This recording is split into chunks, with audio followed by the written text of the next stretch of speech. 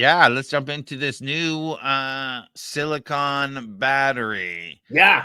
So first, a caveat, just so you guys know, I'm a big proponent of hydrogen, but I've got to disseminate some cool tech, and Craig and I have to disseminate cool tech advancements in all fields, and you'll see that today.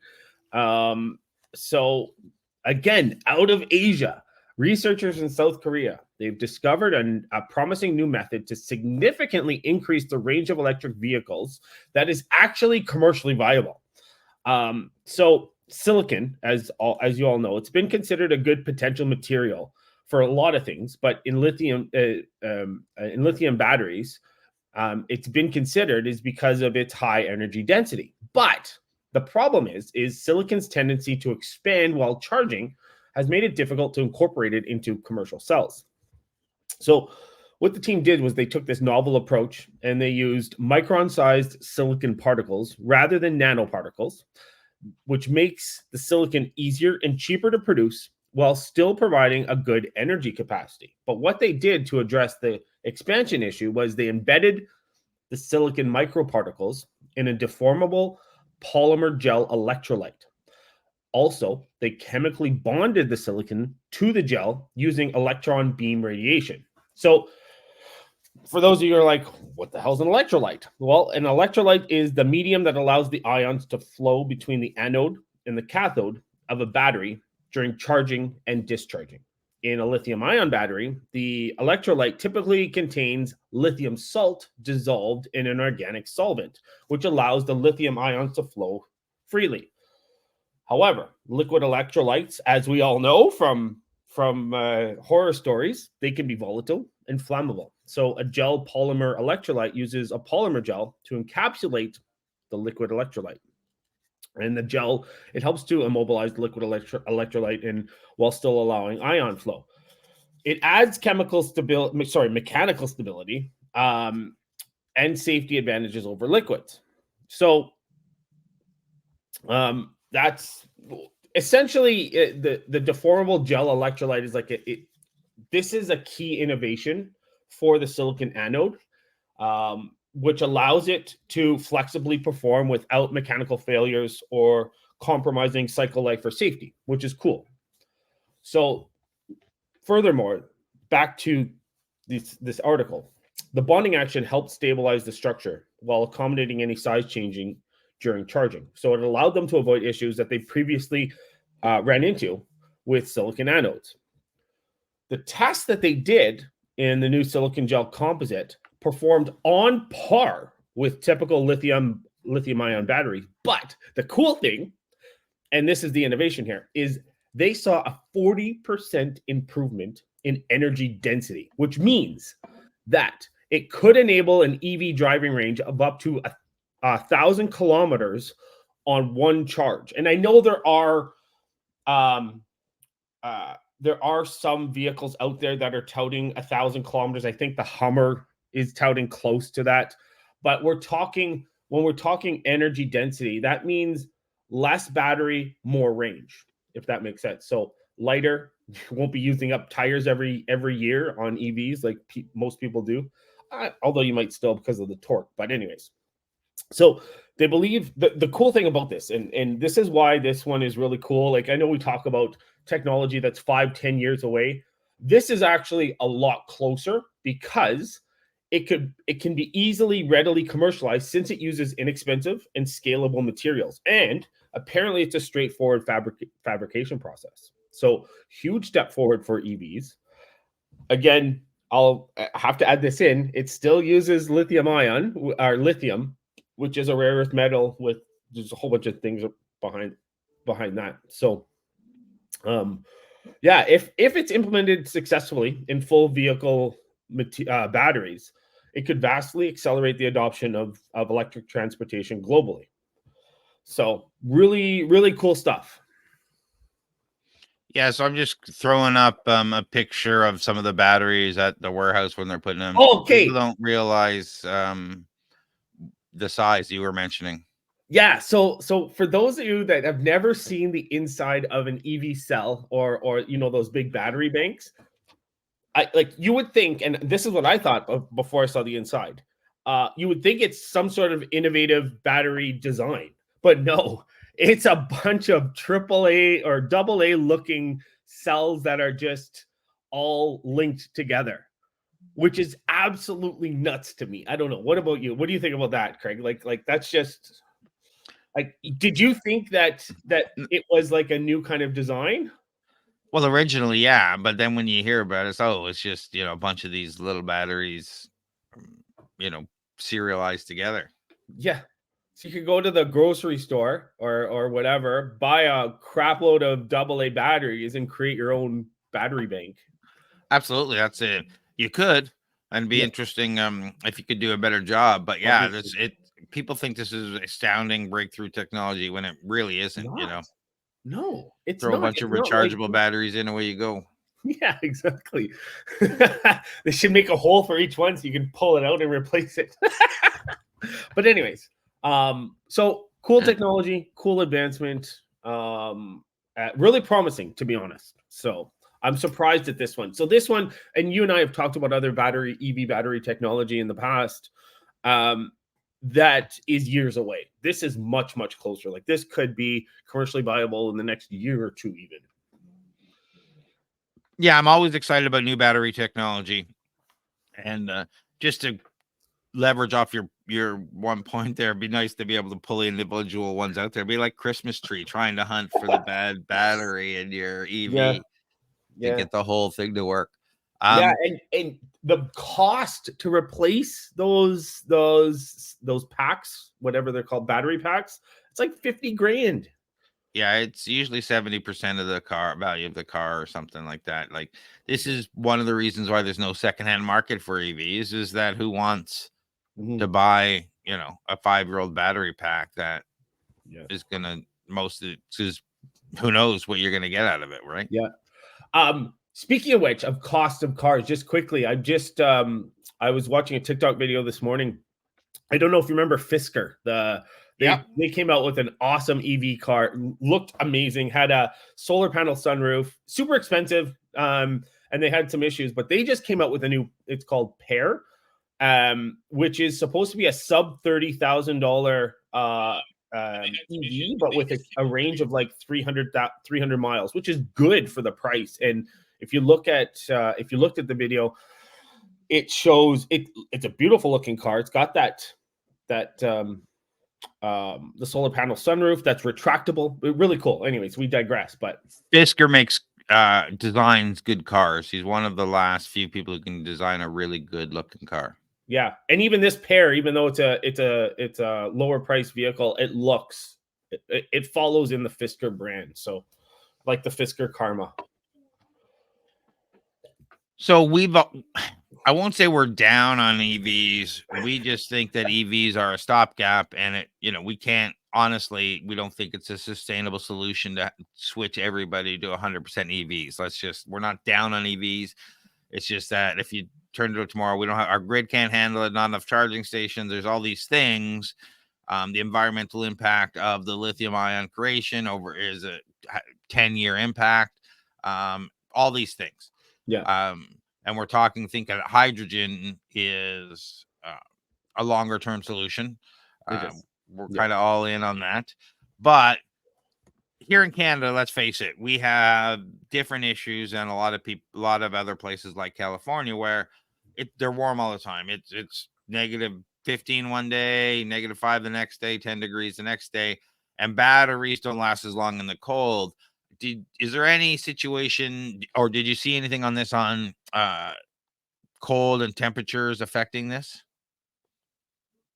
type of I battery? didn't, but silicon, I think, is less affected, and I could be wrong. I guess I'm not an expert. I think it's less affected by range of temperatures. But no, they didn't say anything about this in the article. But again, if you have a higher energy density battery, which you're going to get longer range, even if you lose some range, it's going to be less of an impact than the current batteries, if that makes sense. Yeah. So it absolutely makes sense. I'm just concerned. Like, it's always my big concern is, every year we have a huge traffic jam on the 400 or between here and London, where people are stuck in minus whatever degree snowstorm for hours and hours. And would never want to be that in an EV. Yeah, exactly. I think the EVs, the way that they produce heat, because I know in the past, like heat is produced using excess heat from the ICE engines, but I think they have a heat pump in these, right? Yeah, usually they do. Yeah. So what are the limitations? Sorry, go ahead. Yeah. So no. So I just did a quick search about silicon, just to kind of talk about it just quickly. So if you have well-distributed silicon microparticles within the gel, it says, based on what I'm reading, is it can help minimize cold-related problems like dendrite formation and localized temperature variations within the cell. So obviously, as they're developing it, they're going to be testing that, but it'll be interesting. So yes, I guess just to reiterate, it was accurate that it will have an impact, and it'll help to reduce that impact from the cold. Sorry. Yeah, the reason I ask these kinds of things is because, one, practicality of living in Canada, and two, we're exploring space, we're doing all these things, we have these batteries and all the, like, what temperatures can we handle and can't handle. It makes a big difference on what we can do from an exploration point of view. So it's always interesting. What are some of the challenges or limitations when implementing this, like for mass rollout? For sure. Yeah. So scale up is a big thing. So obviously they got to validate the performance, the stability, manufacturing feasibility at a large commercial scale for these vehicle batteries, rather just what they have right now is laboratory cells. So upscaling introduces some new complexities, cost. So although silicon is abundant, the multi-step synthesis and bonding process, it could potentially drive up costs comparing to existing graphite anodes. So the cost needs to be controlled, obviously, and minimized, or the excess cost needs to be minimized.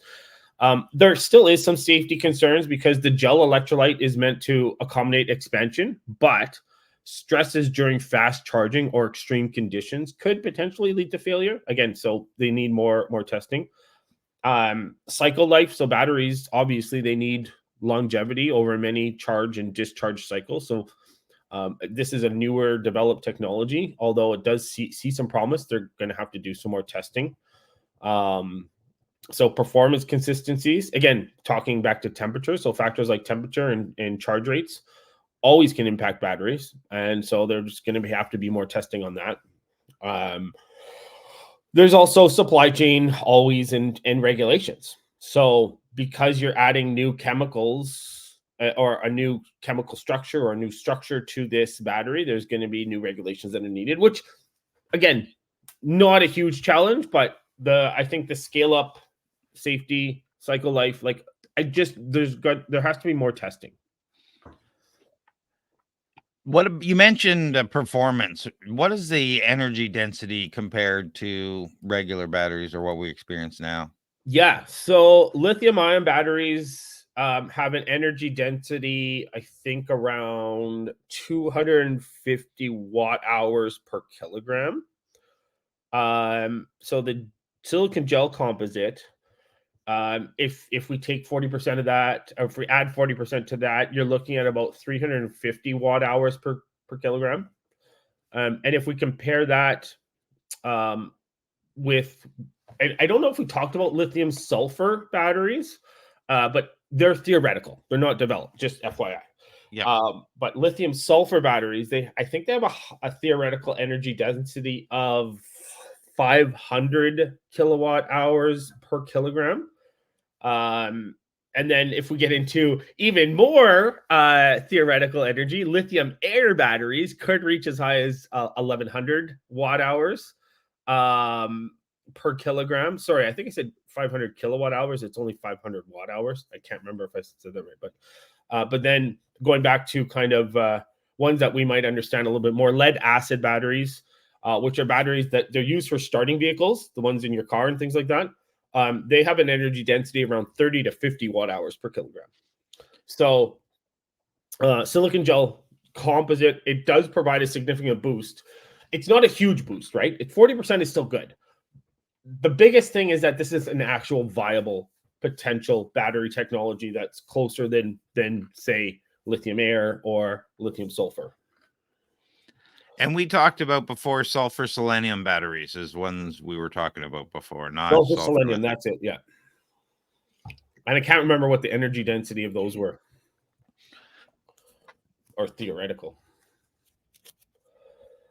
So what are the challenges of sticking these kind of batteries or into automobile?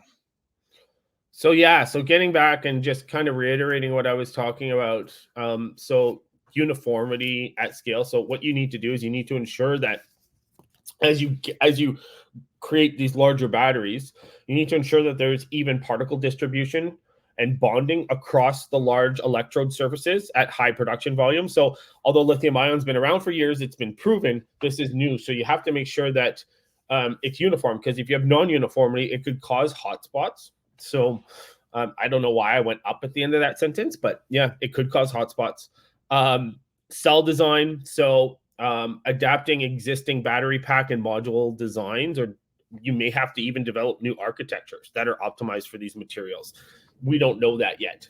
The other thing is thermal management at scale. So dissipating heat generated during fast charging needs to be safely managed and tested and all that sort of stuff.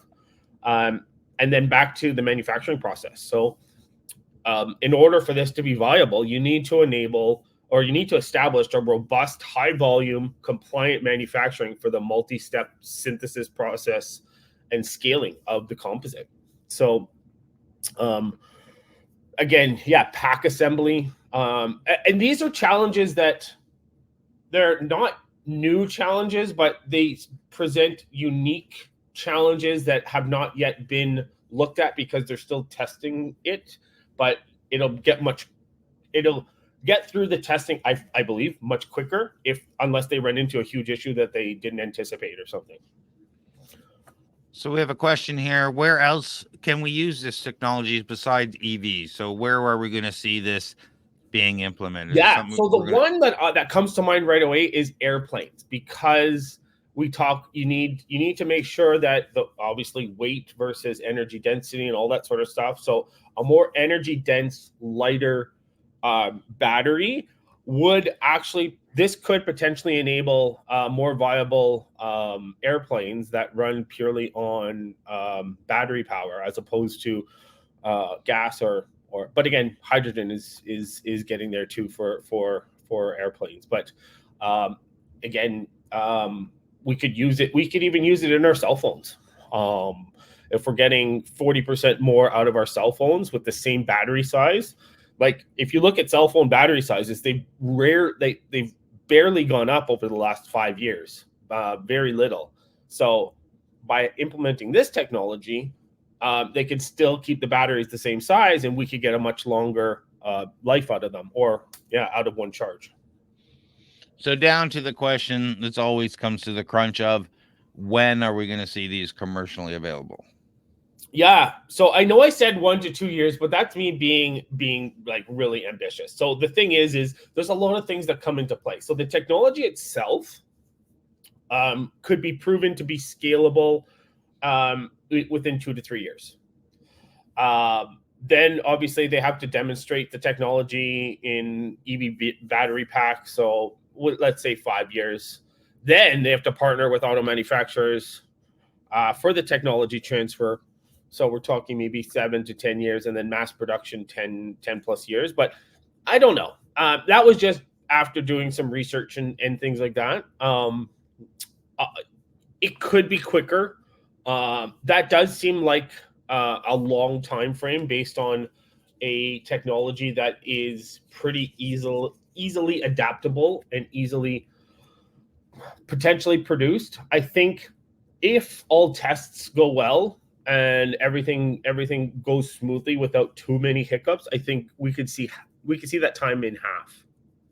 But again, I'm no expert. I'm just going off what I'm reading.